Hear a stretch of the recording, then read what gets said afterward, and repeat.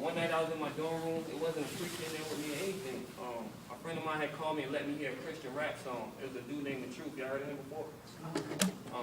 And it was an acapella joint. He was talking about the resurrection. And when I heard it, I don't even know, man. It's just like something just went off, and I'm like, man, this dude is regular, and he's a Christian.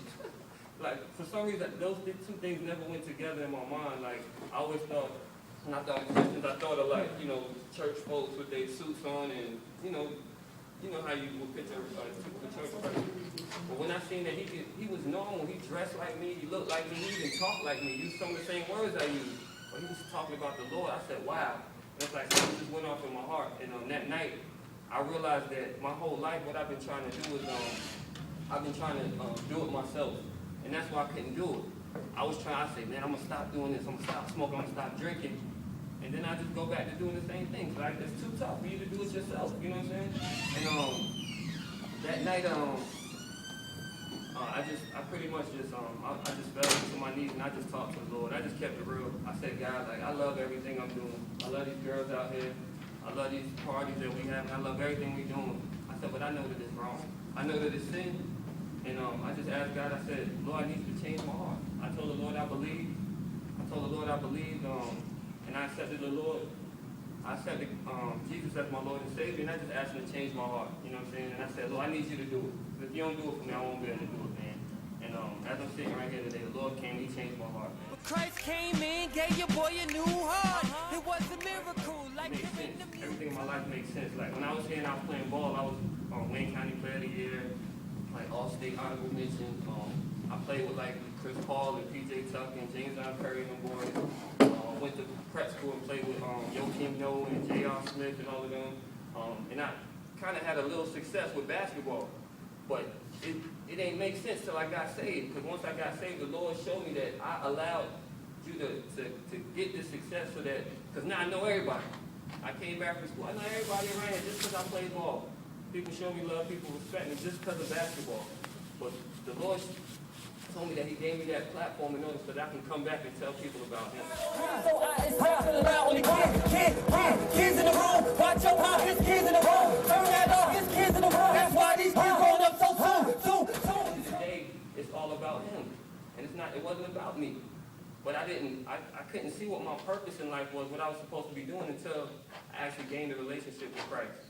So I just encourage y'all, because it's kind of like, I'm sorry, this is the best way I can describe it. Like, you meet a girl, right? You don't really know her at first, but you just know that you got it. You're just happy, you're excited, right? You know what I'm saying?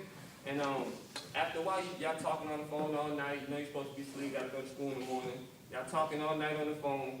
You know what I'm saying? You try to go to the movies and all. You spend time with her, right? And you get to know her. Like, you might even try to, I know you ain't trying to cook, but just say you try to cook for her or something. And she was allergic to shrimp. You didn't know that until you did it, right? But you made a mistake. So now look, because you want her to be happy, you're going to say, I'm not going to cook that shrimp for her no more because I don't want her to get sick.